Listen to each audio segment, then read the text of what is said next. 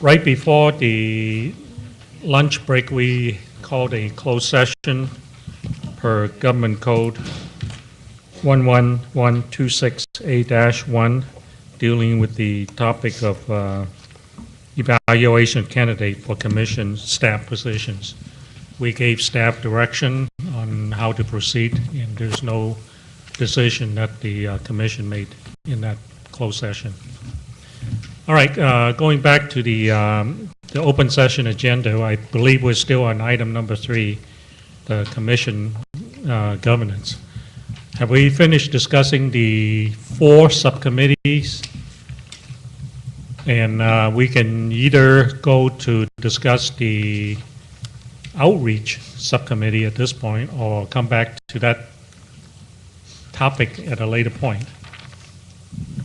I was just going to ask if we were going to go ahead and clarify or agree that we were going to do all of our subcommittee meetings on Wednesdays, and then go to the general meetings on Thursday and Friday. Is that agreed? I would say Wednesday, or whatever the first day is that we are meeting, because we might change that at some point. I think that's the intent, and the details is always the devil. And I think you're going to have, we all going to have to work with our executive director to see how we can make that happen. I think that is the general guideline that we have given. All right. Again, you want to go on to other topics outside of the outreach, or do we want to jump right onto the outreach framework as a framework, and or outreach subcommittee as the next topic of discussion? I wonder if, since I think that's going to be a block of time, I wonder if we want to take care of some of the other items, like, I don't know if we can actually address this without council, but the amount of discretion we're going to give to our executive director to make decisions. Per my private discussion with Dan, he owes me a number of data points. Some such things would be how much is the executive director in general authorized in terms of budget check writing responsibility, and he has to pull together a number of things for me. I think we intend to discuss that in some detail tomorrow.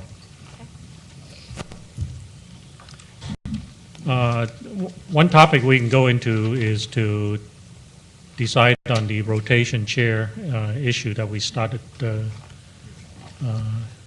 last week, and I think we decided to table that, so that if the commission is interested in addressing that topic, we can go to that at this point. I guess along with that is whether there is interest to, instead of agendize the meeting 1 month at a time at one location, is to maybe try to outreach further by going to 2 sites in a given month. That puts a little additional effort into agendizing the meeting and also coordinating the additional sites. But that's certainly up for discussion as well. And anytime you want to, I can give a briefing in terms of the February activity in Claremont that you directed me to look into last week.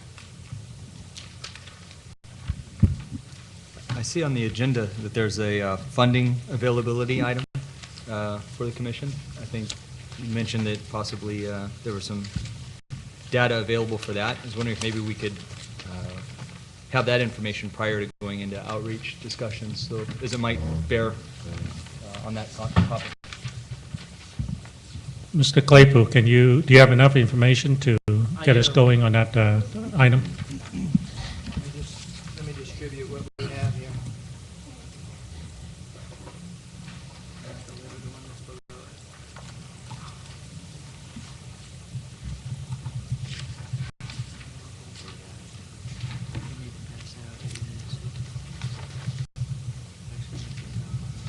Actually, what I'd also like to do at the same time is we have the, Please use the mic. Okay. Also Also, what I'd like to do at the same time is we have the letter that would be distributed to you that came over from the legislature. I just want to make sure everybody had a copy of it.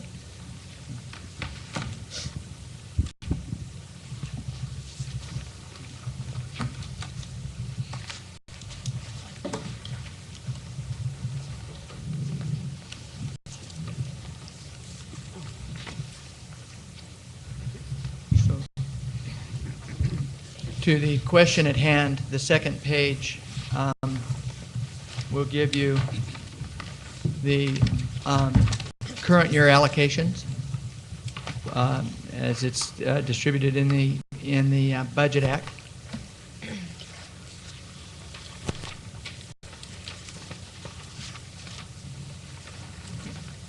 And now everyone has a copy of it. You can see that we currently have 2.5 million. 500,000 was actually given to the Bureau of State Audits and under a request. Another 80,000 was given to the Bureau of State Audits, but that came out of the one of the budget committees in the legislature. So we have 2.5 million remaining here. And then if you go to the Senate, I believe it is the bill, I'm not going to say that it's a Senate bill, but if you go to the bill that's copied, page 85, the next page you'll see at the bottom there, for support of the Citizens Redistricting Initiative, the Director of Finance not sooner than 30 days after notification to the Joint Legislative Budget Committee or any lesser time determined by that chairperson of the Joint Committee may augment this item by up to $1 million if the Citizens Redistricting Commission prior to July 1st, 2011 demonstrates why the funding is necessary. So we have 2.5 that we know we have. I believe that it will be very easy to demonstrate the need for the additional $1 million. And then after that, it is just whatever you wish to plan for, whatever you think that we need to have in order to make this work.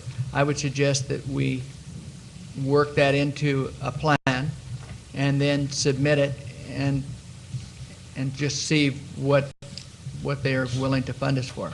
I believe that you can easily, as I said, demonstrate the need for the $1 million. I think we will be able to demonstrate a need for more than that, but there's no obligation for consideration beyond that, other than the obligation that was placed on the legislature by the voters. So this is what we have right now.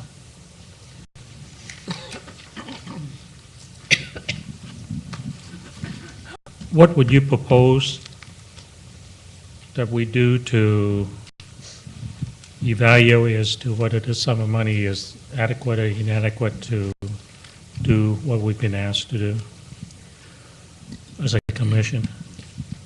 We can do two things. We can either just look at the amount that it's cost us right now, and we could just extrapolate from that and say, at this rate, it would cost this amount. But it's not really going to take into consideration the different things that you want to do.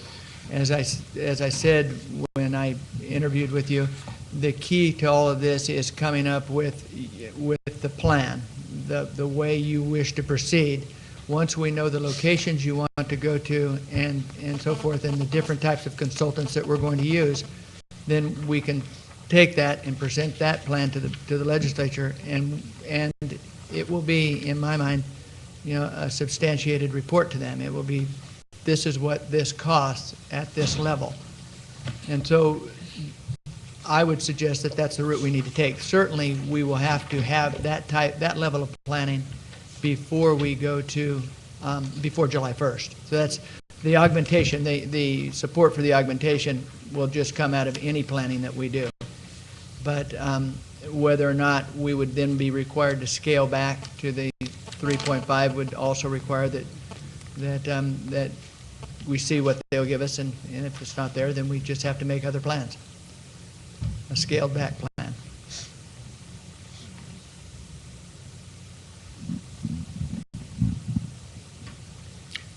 Does anyone have any budget concerns if we proceed in that manner, coming up with a plan and then decide as to whether we have or don't have enough money to implement our plan and then proceed to seek additional funding in or to go back and modify our plan so that it stays within budget?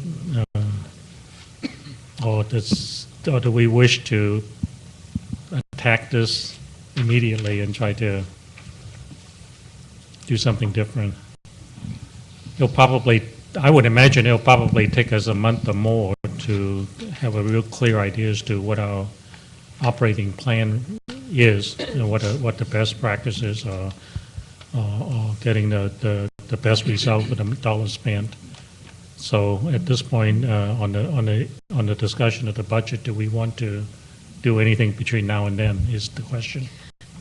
I would like to see the extrapolation just for purposes of, getting a sense of at what rate we're spending money already before we've done any of the programmatic things that we hope to do. At the same time, as we're gathering information to get the real number, I just hope we keep in mind how quickly July 1 is going to come around. And we're going to be busy doing other things, so. Yes, following up on that urgency comment, I think we should set a goal of getting that plan, even if it's in rough form, by the end of February, which means that it should be agendized for the coming month. And with the going out to Claremont and with the work of the committees between now and during the month of February, we should have a pretty good general idea of, not only what we're going to be doing, because I think we know what we're going to be doing, but in terms of schedule and location and resources and administrative support and need for consultants, all of those things, I think, will begin to flesh themselves out in February. So in order for us to kind of set milestones, I would say we should try to have a plan by the end of February, and then if we need to modify it, we can do that. But we need to have a firm grasp of where we're going as soon as we can. So. The closest subcommittee that can take on that task probably would be the Finance Administration Subcommittee. Would you want to task this subcommittee with doing the homework and bring it back to the Commission for thorough discussion? Well, I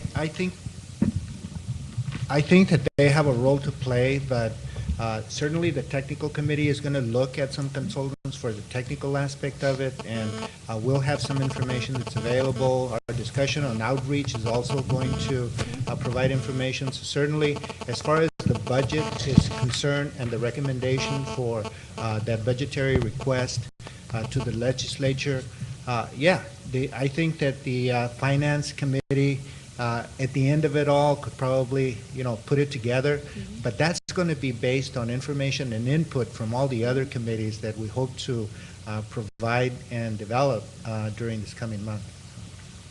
Yeah, I would suggest that each subcommittee come up with relevant budget assumptions.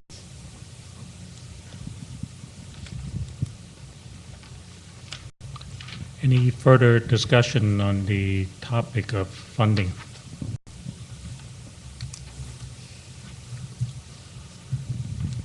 All right, so let me rephrase it in my own words. We want the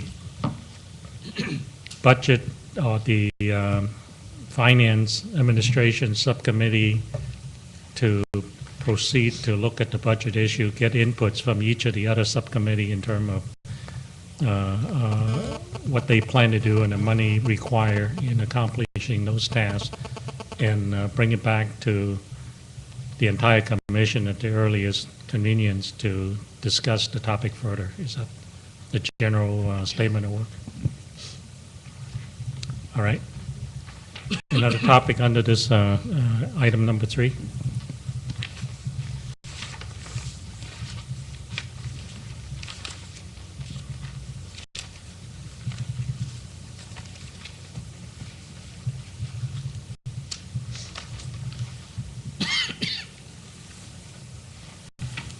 On the question of having a set of standard remote call-in sites, should we discuss that? The standard call-in sites, is that what you Is mean? that- you mean, Okay, let's go, both let's for- go ahead and jump on that topic. Yeah, both for commissioners and for members of the public.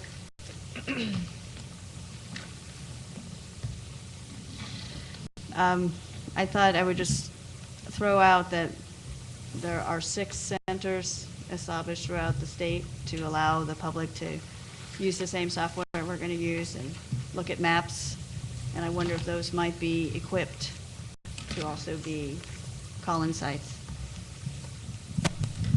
I think one basic requirement of a quote-unquote common site or a site where the public can call in, or whether we can go and use the site to participate in a conference meeting, is to have good public access, ADA access and so on, and I don't know whether those sites have those built-in feature or not.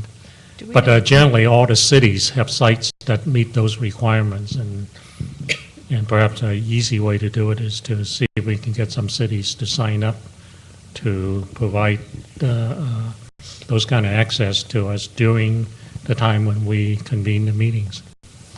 Do we know where those 6 sites are going to be yet? Have they determined? Or the access for? They are determined, and actually, we can just ask Karen McDonald, because she's running it. Okay. So she knows where all the sites are, and they're located strategically in the different regions of the state, so. Maybe we should have a link to that on our webpage, too. Mhm. Yeah. Just curiosity. I might add that I think they also have the hardware and software for map drawing, and, you know, so, so that would be, that would be an excellent resource for us, not only for us, but for the public to be able to look at what that process looks like. So is this a direction to staff to try to make that happen as soon as possible? I think it's a great idea. Make a connection with the statewide database. Yeah.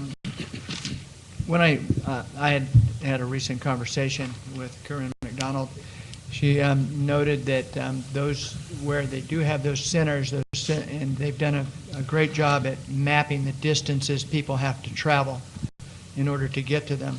The issue with them, however, is that they're underfunded, so that there isn't, it's a consideration we have to make that I don't know for certain, and we would have to talk to her about how often they're open, what their hours are, and so forth, but it's just a consideration. But just wanted to say that. Could staff look into that and report back at, Sure. I know that the statewide database folks these were originally funded through a Irvine Foundation grant. And I know that Karen mentioned that they may be going back to Irvine because they are underfunded, given the work that Irvine has them to do with the grant. So when we talk to her, we might find out where that next grant proposal is. Is it submitted? Does it look like they're going to get it? You know, to sort of allow them to really make these fully functional.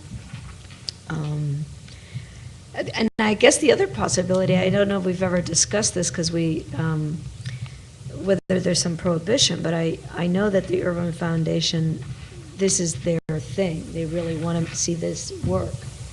And they're very interested in, as demonstrated by setting up those 6 centers, that they want this to be accessible to folks around the state. And one question would be whether we'd have a problem asking them to help us do what we need to do to set up the right kind of streaming, the right, ADA compliant sites, et cetera. It sounds like grant proposals to me. It does to me too.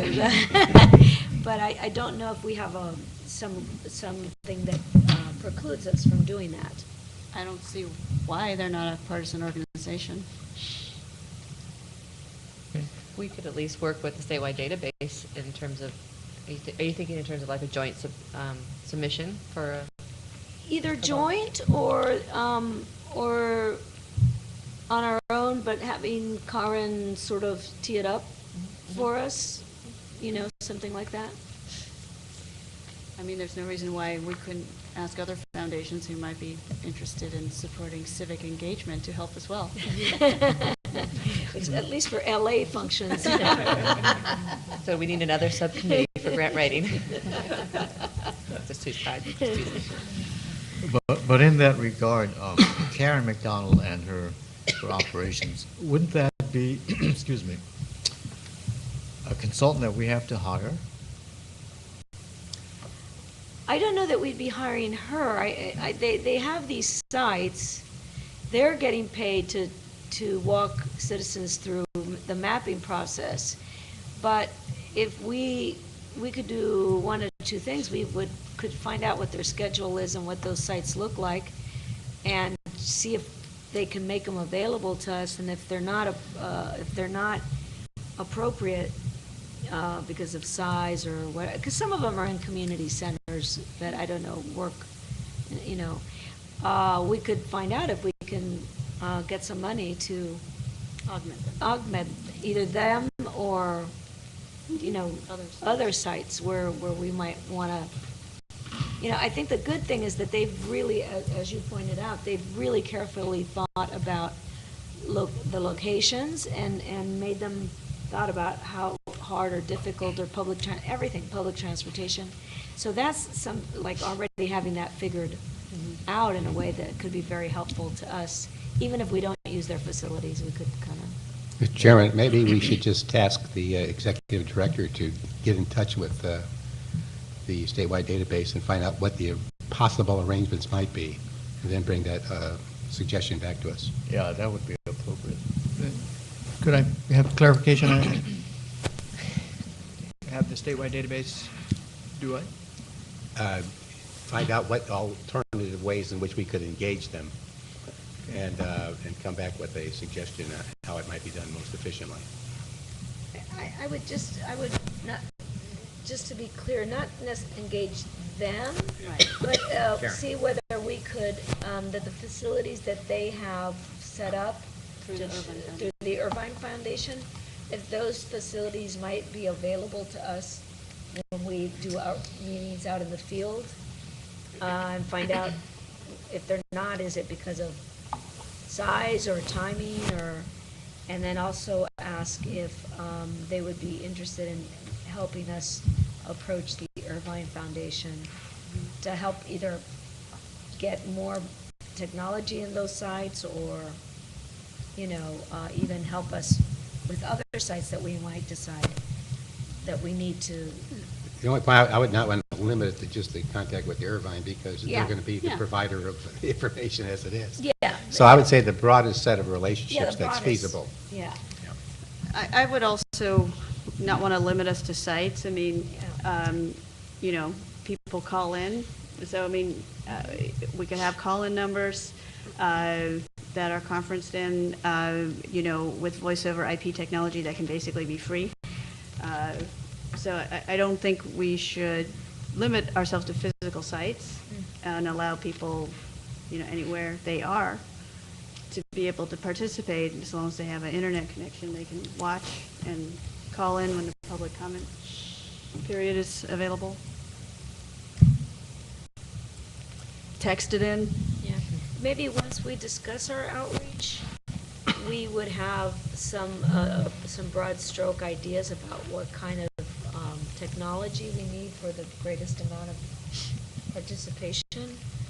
And we could, I know the folks over there. We could approach Amy Dominguez Armas over at Irvine, who has funded all this stuff. If we had something to, it doesn't have to be a proposal yet, but even to discuss with her the possibility, if we knew what our limitations were that we needed help with.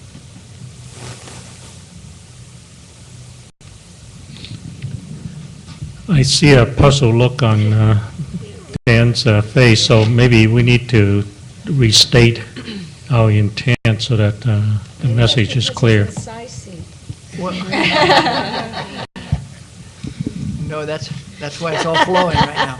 I was just, actually, it wasn't puzzled as much as I was wondering whether it might be beneficial to ask ask whether Corinne McDonald could come and you could address your questions directly. I don't know if she's available, but would that be something you want to do, or do you want me to do this as an intermediary? I would prefer to have your office address that offline as Okay. compared to, and if there are other suggestions that require our Okay?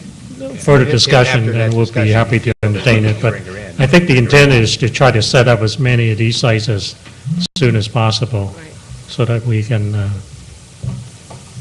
receive public comments efficiently. Daniel, I can provide you with Amy's contact information. Okay. Yeah, and going along with a couple previous comments, and some of us, depending on where we're located geographically in California, know about these centers or could visit them. So as potential outreachers to the citizens, it would behoove us to individually perhaps go and visit some of these sites so that we can start to develop our own network, so that we ourselves as commissioners can serve as a resource to the greater body as to what some suggested sites for hearings might be. Okay, I think staff has a pretty clear direction as to what we want, so let's give them a chance to explore that. Another topic on the same category? The other side of the coin, what the requirements if a commissioner needs to call in as well from a remote location? Are we going to discuss I that? interpret that to be one and the same. For example, I'm going to try to get my city to provide such sites so that any of us in Southern California can perhaps drive over to there and participate in this meeting as necessary without having to be physically here or wherever the future meeting is going to be. So should that be something that individual commissioners look in their area as well too, to establish a location if they need it in their particular area to have a remote, to be able to call into the commission and a My remote vision location? is that if we try to set one up in Southern California, one in Central California, one in North California, we can probably get to those sites within an hour or so and be acceptable as compared to setting up 14 sites or anything else like that, so. That's just my thought. Certainly, the more the merrier, but at the minimum, if we can get to it within an hour or two, or maybe an hour, then that probably would provide a reasonable solution. Yeah.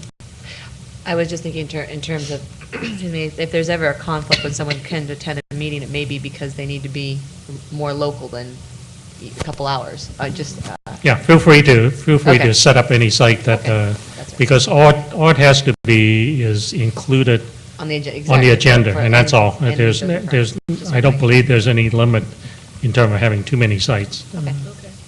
And the idea would be, just for clarity, that we would put this as a standing item on our agendas moving Correct. forward, that commissioners may be calling in from these various locations, and the public is welcome to participate. And I believe an audio link is really the only thing that's necessary. We're not talking about anything beyond that.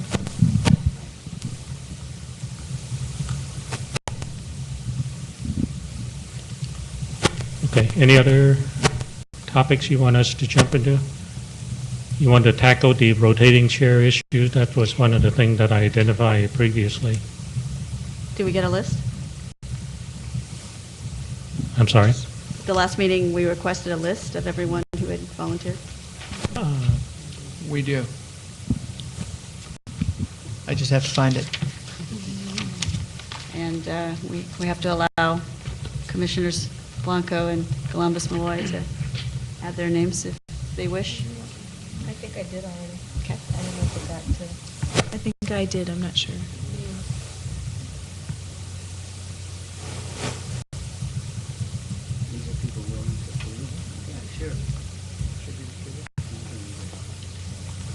Okay. I don't have enough to distribute, but I will just simply read it. We have six individuals who are interested in the rotating chair. They are Commissioner Baraba, Commissioner Blanco, Commissioner Dye, Commissioner Galamos Malloy, Commissioner Ward, and Commissioner Yao. We have Commissioner Rea, who would prefer not to.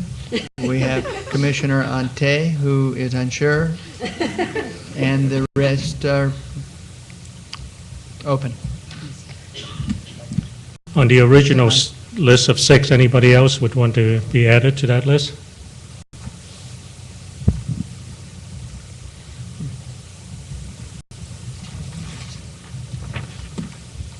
So we have 7 candidates. 7. Yeah. So it sounds like it's about 1 a month, right? If we rotate it on that basis. Approximately. We could do that, or we could do it more frequently. My suggestion, actually, just to give kind of people maximum exposure and practice, is to do it for every kind of string of successive days, which would probably mean we rotate twice in a month, and that would, give the new incoming chair enough time to prepare for the next session. I would suggest the vice chair become the chair, so it's very clear what the rotation is.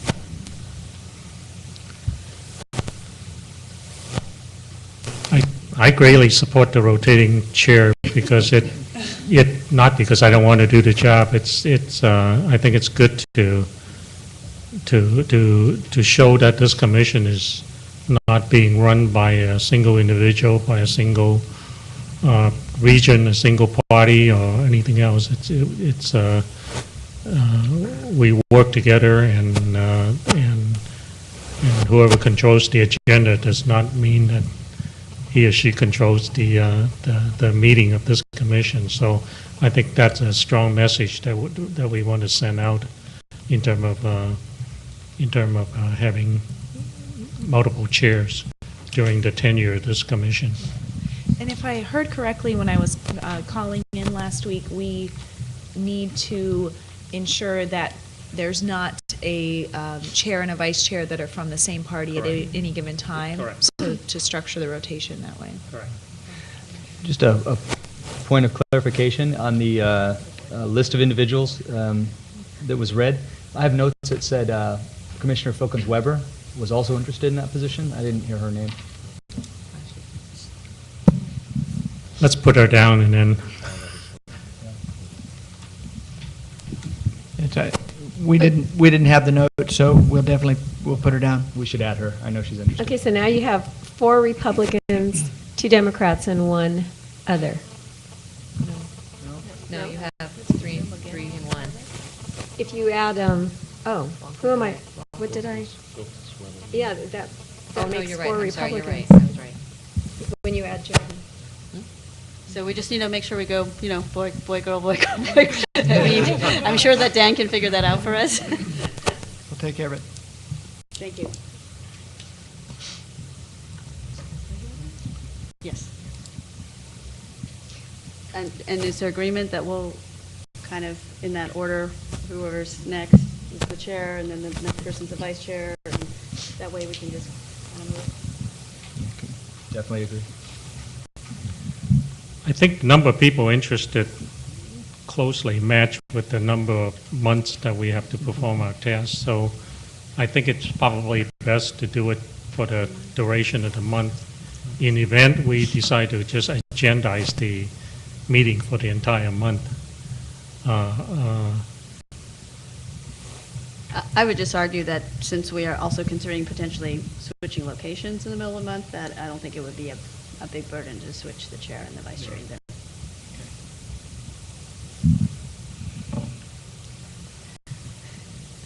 That also doesn't burden certain individuals in the lineup who get stuck with certain maybe highly contentious months or whatever. So there's enough switching around that, people will see there's, we're a commission of 14 leaders, so. How are we putting together the agendas now that we have some staff?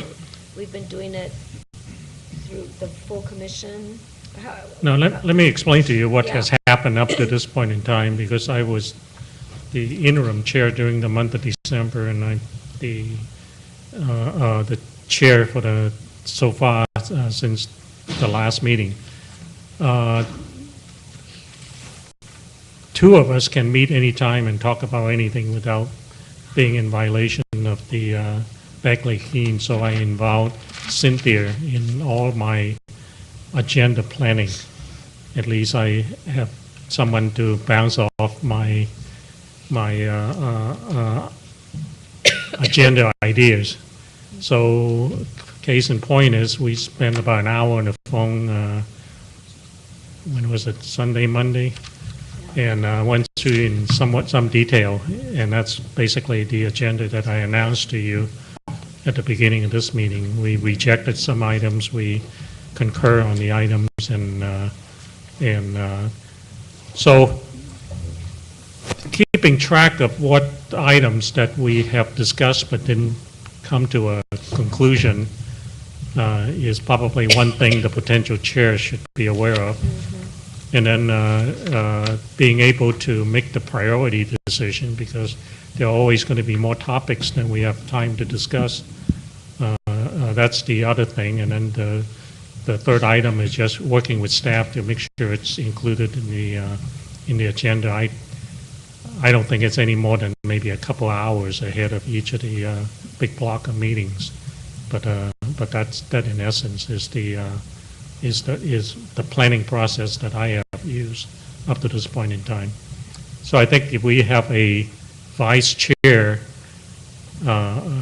working with the existing chair, then that kind of information will flow from chair to chair without, and then the vice chair automatically become the next chair, then I think we can allow the system to continue without an awful lot of coordination.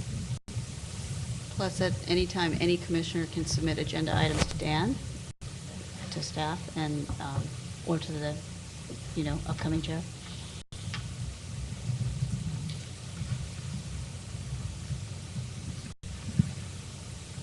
Shall we go ahead and assign the rotation schedule, or shall we do it 1 month ahead?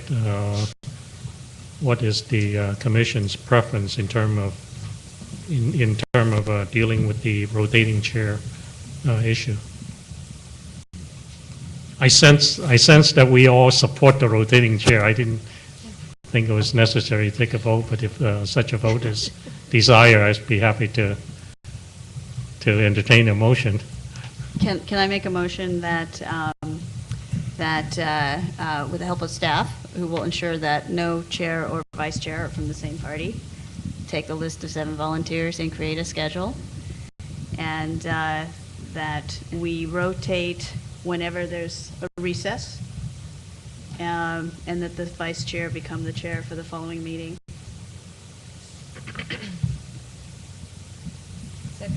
I'll second that motion. Can you define what you meant by recess real quick, so I understand? Whenever we have a multi-day recess, Got it, thank you. so for example, between now and the next weeks. Does it also mean between the... It's been moved and second. Discussion? Yes, what about the 2 February meetings? Are we going to rotate between the 2 February meetings? Because That's what I'm suggesting, because that'll be a multi-day recess. That way, everybody will get to chair or be vice chair for, different times. Basically, go through the list twice then. Okay. And remember, this is a 10-year appointment. There'll be plenty of time. You have a new I motion. might for change my September. mind. That is a question in my mind as we look out past August. Is this motion setting the structure into place so whoever would be the chair when we go out on recess, the next person would be queued up even if 3 years passed between meetings? I mean, I think, obviously, we have the ability to change the rotation schedule at any point if people have personal emergencies, if you want to shift to a different time. I don't think we need to feel beholden. I'm just suggesting we have a schedule so that we kind of know who's up unless there's an exception. That sounds good.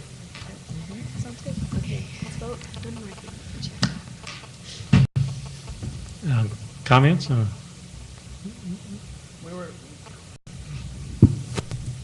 We were wondering, would you like us to set this up and send it out to you, and just a long order so that you know, always know, and then the vice chair is going to pop up?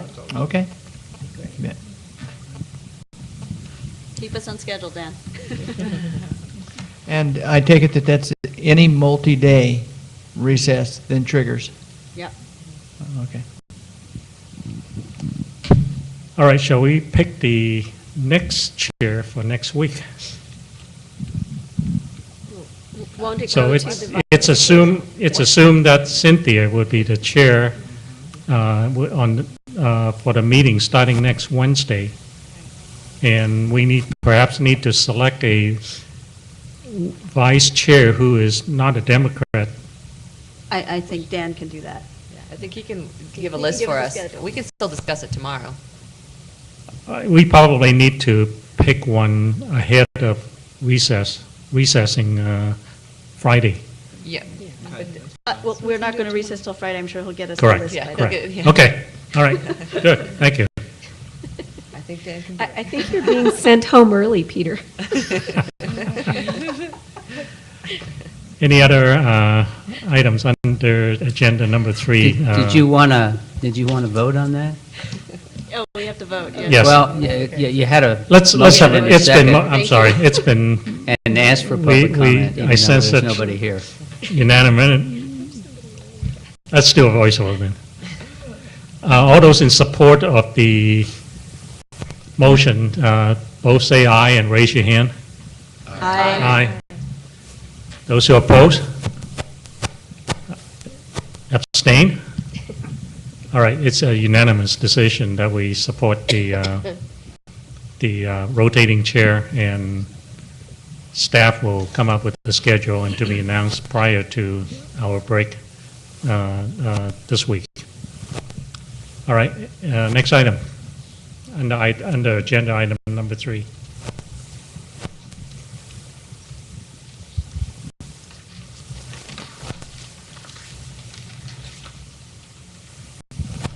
I wonder if we want to go to, Reason, by the way, let me explain the reason I didn't call for the public comment is we do not see people in the audience this afternoon.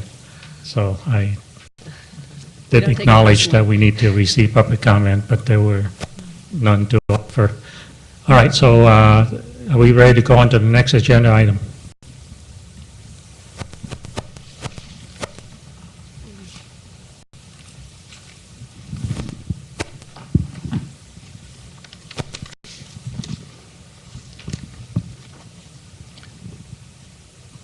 On my list is agenda item number 8. This is, again,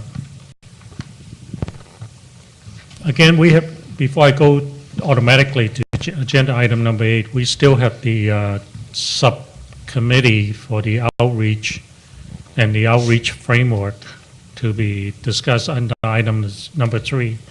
So it's your option as to whether we stay with agenda item number 3 and get into that discussion as compared to broadening it and talk about the redistricting plan or process or flow under item number 8. So you want to finish discussing the outreach subcommittee at this point in time? I've suggested a couple times that we discuss the framework first, so then. That's what I mean, the framework for the outreach. Have form subcommittee. follow the substance. All right, let's do that. Who wants to throw out the first concept? I'll make some suggestions. I'll make some suggestions, just thinking through this at our last meeting, that the subcommittee will assist with developing a plan for providing information on the redistricting process with the goal of maximizing input from all communities in California, that the subcommittee provide opportunities for input by facilitating and participating in hearings throughout the state of California, that the subcommittee will work with the executive executive director on all details related to the above, and that the subcommittee will be an advocate for the public engagement process and inform the public on ways to do this. So conceptually, that's what I think the charge of the subcommittee would be. Just to clarify, I think we're talking about the outreach framework first, then we can decide what the committee might look like. So it would be useful, for example, we've had suggestions on how do we figure out how many hearings to have? Do we do it, 1 per million, which would put us at 37?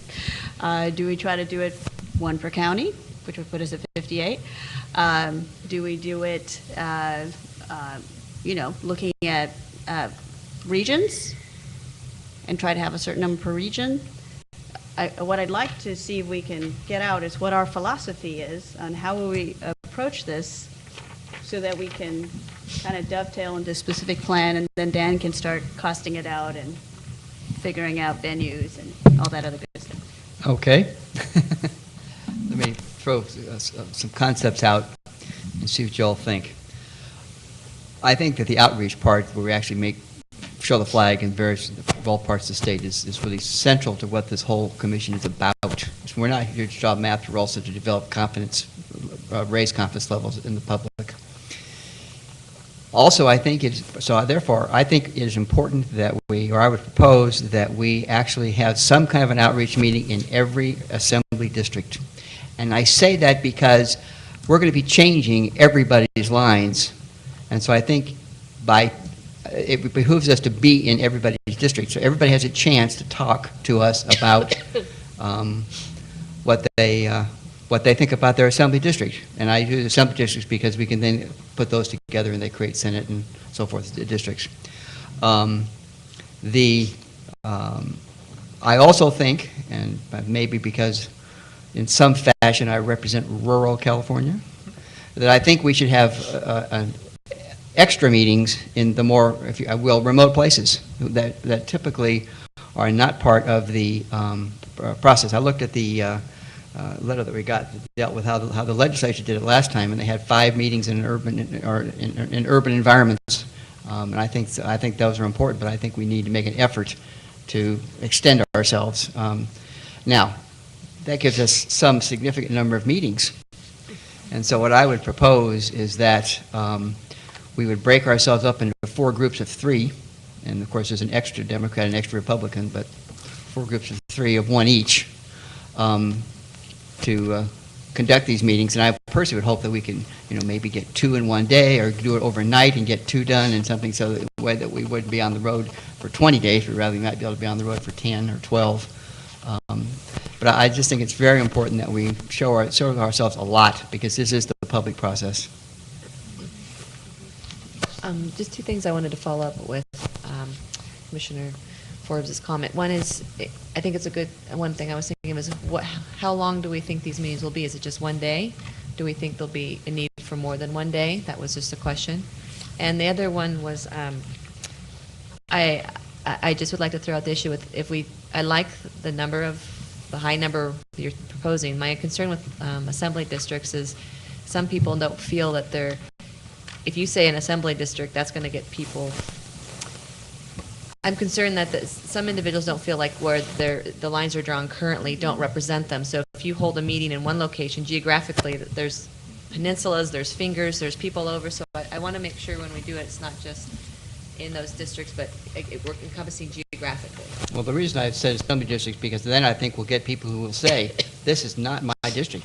I don't belong in this district. I belong over there. And I would look for them, that being an opportunity for them to do that. Now, as far as other outreach, actually, I have a couple of other thoughts that, I have a procedure, but having done these outreach, I'm only looking toward them because of where the microphone is. I'll turn the microphone around.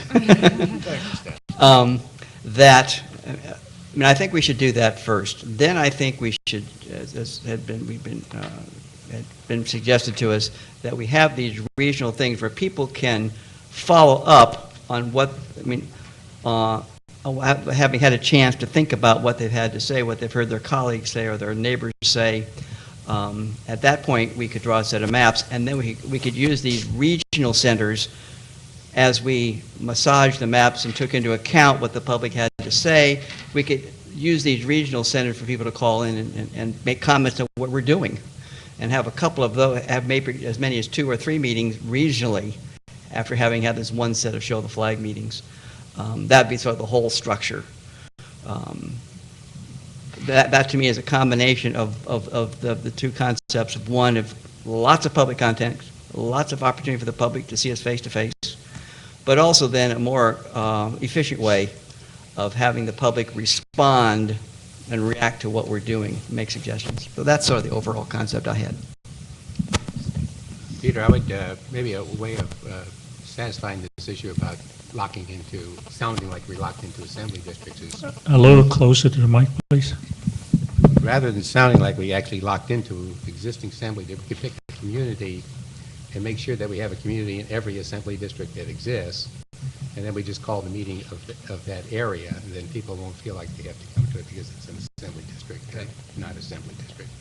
But you cover the same areas, you just identify by the town you're visiting. I think how I interpreted the proposal is the number is between 80 and 100 meetings is the outreach approach.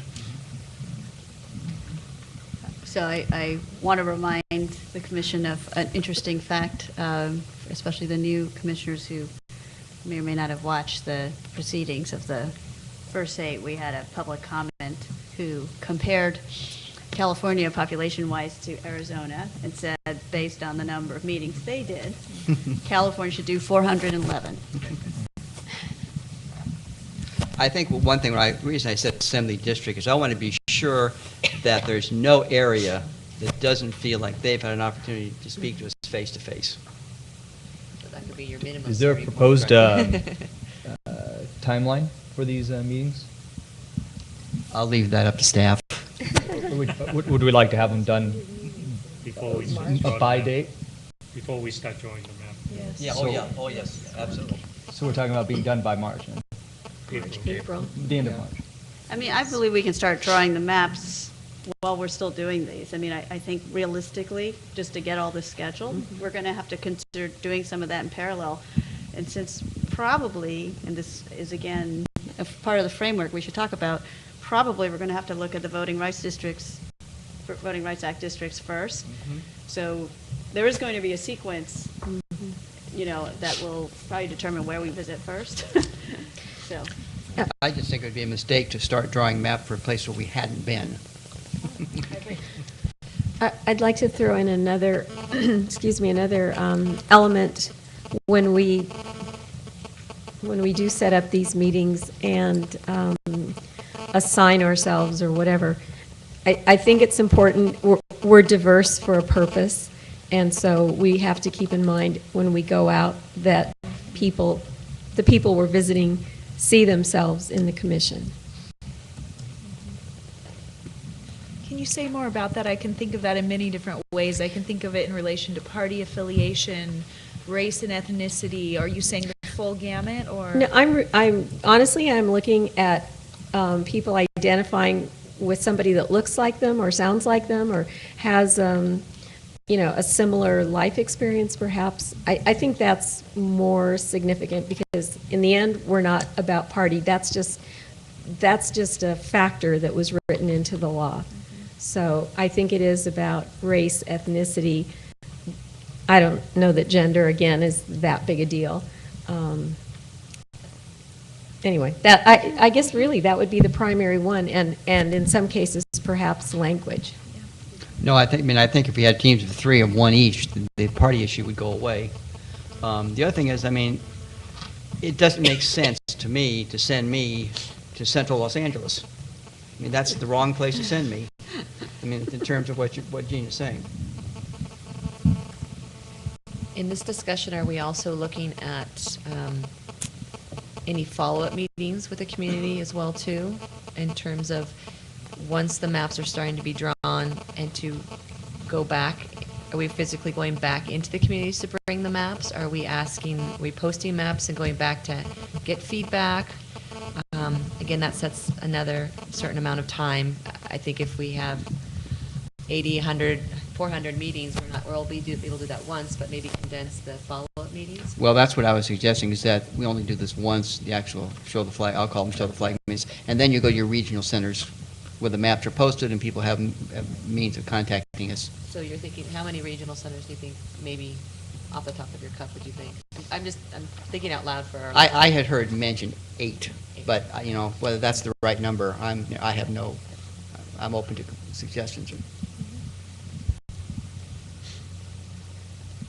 The one comment I like to offer is that in the experience of Arizona, they sometimes as few as one commissioners in attending these type of outreach meeting. And if we try to insist on having at least 3, as you propose, sometimes the scheduling could be difficult considering the large number of meetings. So I think that should be a goal, but certainly if you're the commissioner that are closest to the area that we're discussing, it really, I think not you on a personal basis, but whoever the commissioner is, probably will attend that particular one, but then hopefully he can be joined by other commissioners from other areas as well. There's 2 things I was thinking about. I did think about what they said, but there were only 5 of them as opposed to 14 of us. Also, I think it was inherent in Prop 11 that the 3 political groups are represented, and they made a big deal out of that. I don't know if the Arizona law was written that way or not, but ours was. And so that's why I would be disinclined to have fewer than 3. Right.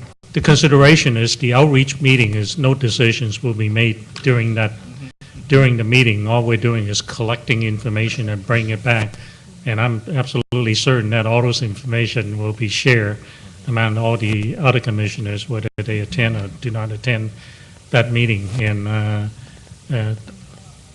on a personal basis, I myself don't have any issue with it, but I can see that as difficult as we are in terms of getting a full commission to attend any one meeting. And when you couple the fact that we now have subcommittee meetings and I suspect that we'll have a lot of other meetings above and beyond just the outreach activities, it could become a bottleneck. So if I could suggest, we'll try, but not make that a mandatory requirement. Well, what we could do is we could set up the teams, and if all 3 of the team can make it, great, and if only 2 of them can make it, that's just the way it is. I would also suggest that we not lock ourselves into teams because, you know, people will have different periods of availability and, frankly, interest in, you know, some of these different parts of the state. I think that I also don't feel, I like setting a minimum. I think 2 is probably the minimum, with 3 being ideal. But, you know, I could certainly see some meetings where more people are available and interested in attending. And I think, you know, that having more than 3, I think, is not a bad thing, particularly if we want to maintain the goal of taking full advantage of our diversity. But like the subcommittees, I think we should probably have a top maximum, just again, because there are going to be cost considerations as well. May I suggest or ask if we could have, if you want to start with that idea of using an assembly district, if we could have a list, so to speak, of what they are, where they are, kind of the general boundaries, maybe what the closest major city is or something. And then we could look at that and we could, you know, each get a sense of, oh, I can easily do this, this, and this. We might start breaking it down right away instead of trying to do it piece by piece or whatever. Well, right now, we're trying to agree on a framework, right, Right. with which to do this, just a general process Right. approach. Right. And I think Commissioner Forbes has laid out a, you know, really solid idea with which to consider that. Obviously, communities that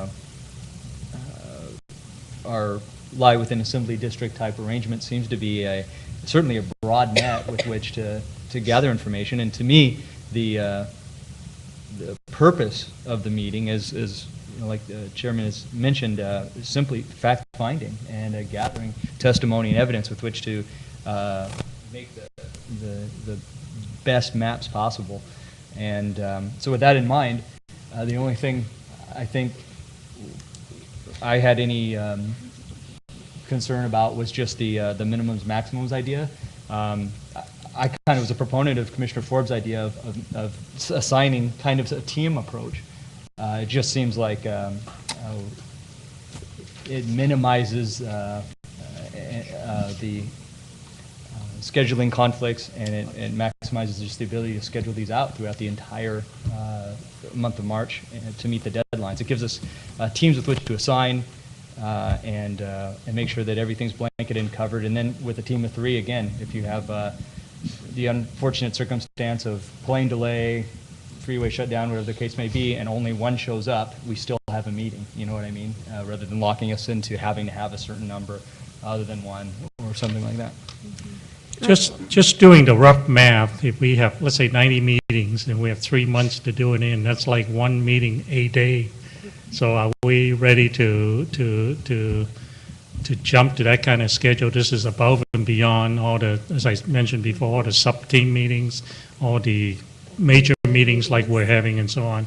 So it's a very, very big commitment on our part, and also on staff, because staff would have to be present at each and every one of these meetings as well. So again, I'm not against it. I think something close to that may be the bare minimum that we need to do, but I just want everybody to acknowledge that it's a very, very big commitment on your time and your availability, having these type of events concurrent with everything else that we're doing. Mr. Baraba. Maybe one of the things we could do to bound the amount of resources required here is to have staff draw this up for if we went to every Senate district and see what that looks like, and then what it would be if we went to every Assembly district. Okay. And we see what kind of a commitment it requires. And then the other thing we could do relative to selection, as we've done with everything else, is they could just list the districts that we would be going to. We could all start signing up first, to 10th preference. Well, while we're talking about the framework, I mean, there's a Yeah. big difference between going to 80 meetings versus going to 40 meetings. So I think we need to, It's hard to figure that out until you know what the. Yeah, I think we need to maybe reach some kind of concurrence as to what order of magnitude are we willing to tackle before we decide as to whether Senate or Assembly. To me, it's a sheer number. It's what is practical that we can really manage. I wanted to speak to besides the number, and that's why I asked you the question about nesting, because I was wondering if we could go up to the Senate level.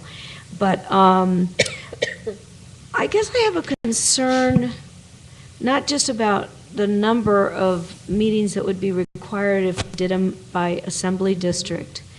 I'm also not sure that in some way that starts us off with that Assembly district as the standard. And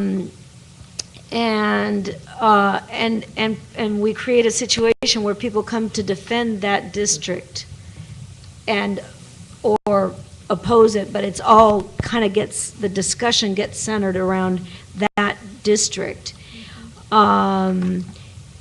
which may not get at some of the issues that we're trying to gather information about, which is really, we're going to have data about growth, and that's really not a major part of the hearing and gathering information process.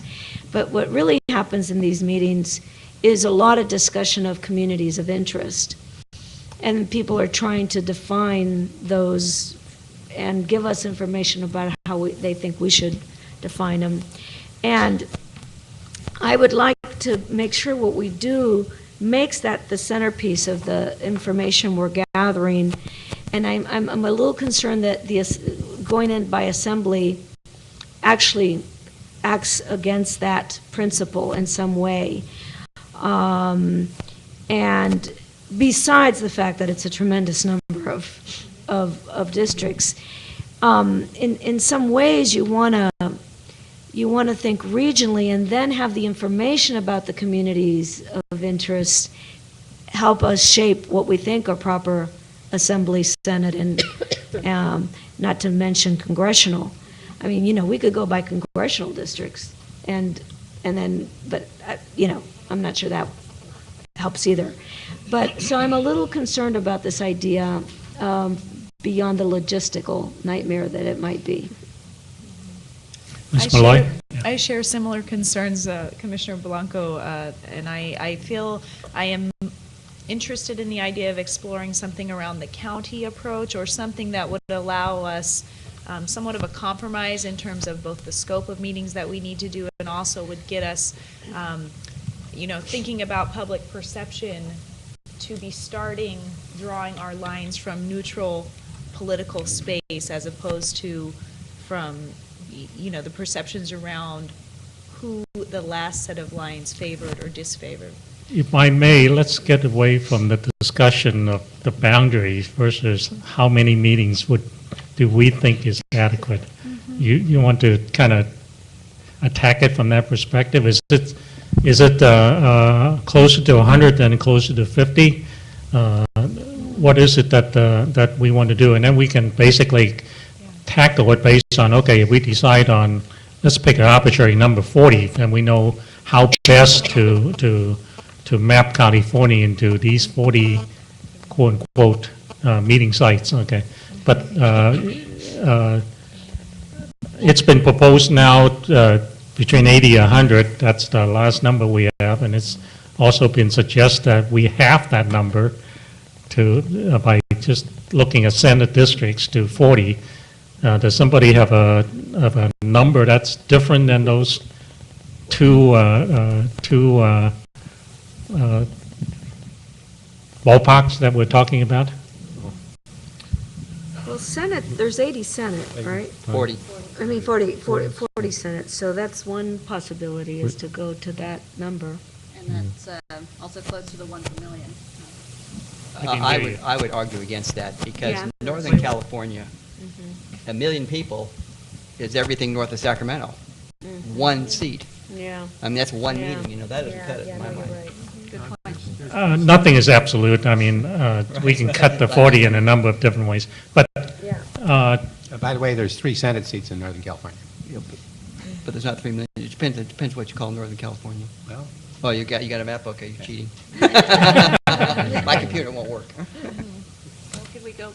I'd be curious to hear a little more about Commissioner Blanco's. You'd mentioned a little bit about a regional approach, which I like to get away from that. So if we looked at a regional, maybe you haven't had a chance to look at the map, but taking that approach, do you give an estimate maybe of what it would take to do kind of a regional approach? I don't have my map up because my computer just died. Can I? I'm looking at the map now.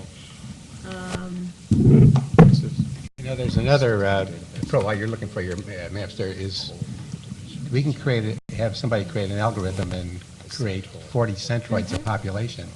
Right. And find out the city closest to that and go there. And then that way you avoid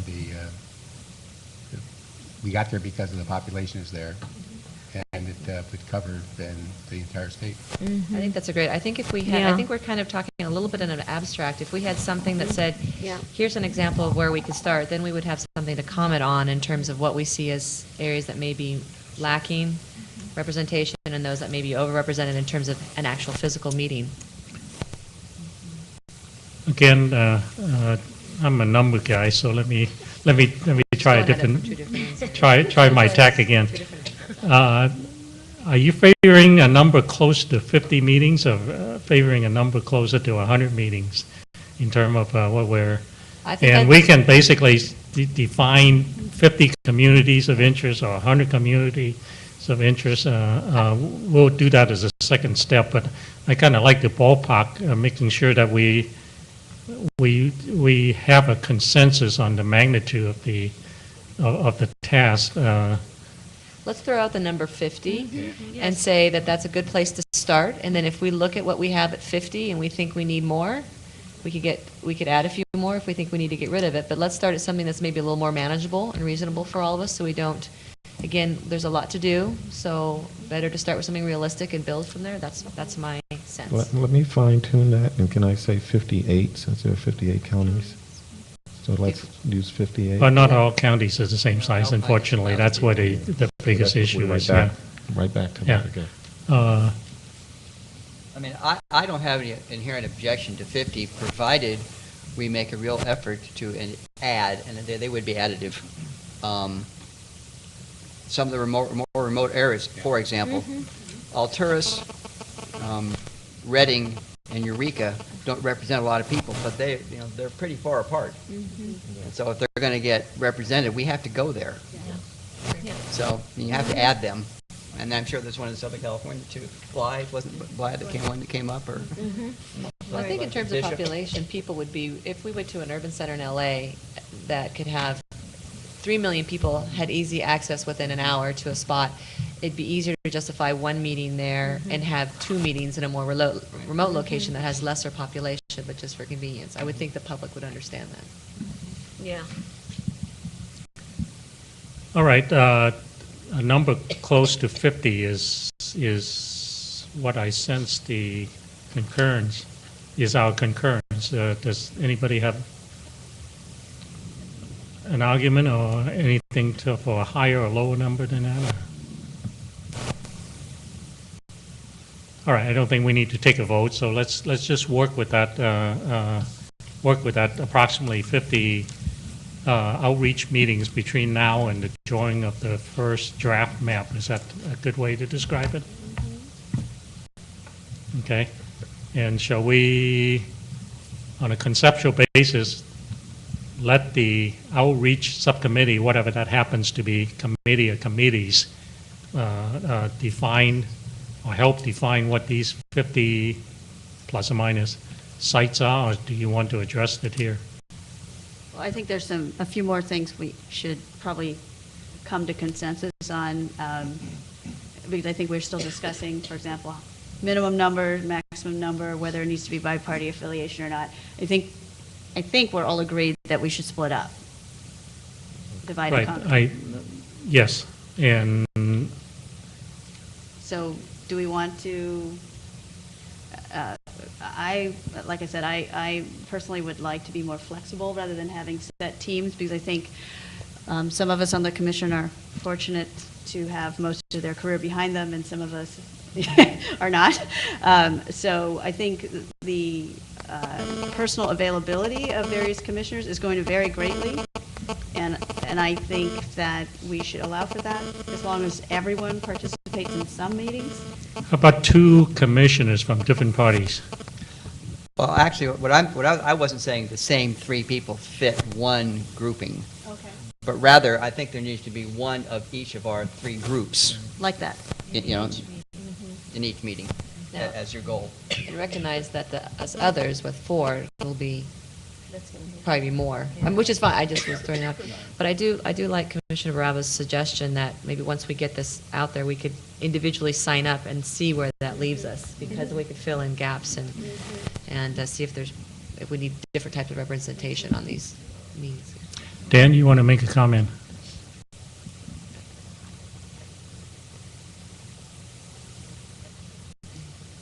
We were just wondering, now, we're referring now to pre-map outreach. So when we're talking this 50, and then the second half of what Commissioner Forbes... determined. Yeah. Commissioner Forbes had suggested then would be to some regional approach if there were approaches. Okay?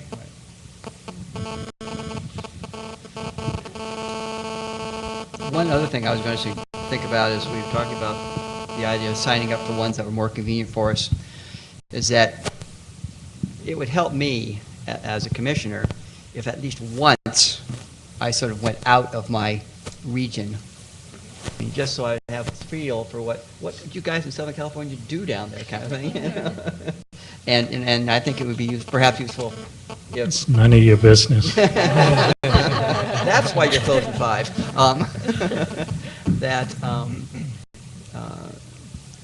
that the Southerners come north, for at least one meeting. I was just thinking that, I think that not only do we see how the other third lives, or fourth, but in a way, when we get then to the point of, drawing the maps, I think we won't be as partisan to our particular areas. We'll have a broader vision instead of just, thinking about what we know and protecting that somehow, or so. I don't believe we're making any attempt to setting restrictions on how many you can attend, so we welcome all the commissioners to attend as many as they are interested or capable of attending, so I kind of accept that as an understood set of guidelines. I just want us to think outside of our Right. Yeah. And I think we will, there are some limitations in terms of our budget and what it will take to support travel, and so I think that's something we just need to be monitoring very closely as we move along, and as we plot out when the different hearings are scheduled to take place, maybe we could in advance be thinking who would like to sign up, and that way we can track our burn rate and make sure we're on target.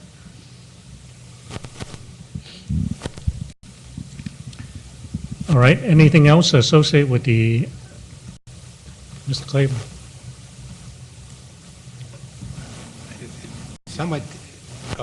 Someone did comment that we might want to make sure in our scheduling that we do go to the Voting Rights Act districts first, so we address that issue, how we still have time to do it. So there's 4 or 5 counties we have to deal with. Oh, so we mean the Section 5 Yeah. counties? Oh. So the only other thing I was going to say is, early on in conversations with the different groups that were doing the redistricting for people, particularly the San Francisco redistricting and the San Diego redistricting, they talked about the need for a person, our consultant, to have a person there with each time you had a meeting, because the commission's going to find themselves in a position where I'm going to walk up and say, my district isn't right, and here's why, and you may not be able to ask, or will not be able to ask the questions that you need to ask in order to fully get the information you need from them. So the use of the consultant staff to sit there and say, to ask the questions that you need to hear, was key to them moving very quickly through and indexing that information. So as we have this many, we are also driving up consulting costs, if you choose to have that approach, but that was the approach in the past. All right, on the subject of the, are we finished with the framework, Cynthia, from your perspective? Are we ready to dive into the subcommittee discussion, the outreach subcommittee discussion? Do you want to summarize for everyone what you think we concluded?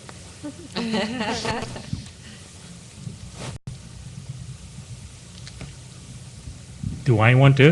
Or did you want me to do it? I guess I'd like to hear your input, but I think the question is open to everybody. It's, do we think we have a clear enough understanding of the framework so that we can go into the discussion at the subcommittee? And how shall we narrow down the subcommittee, or whether the interest in the subcommittee has changed? In other words, go to the next step in the discussion of the outreach activity.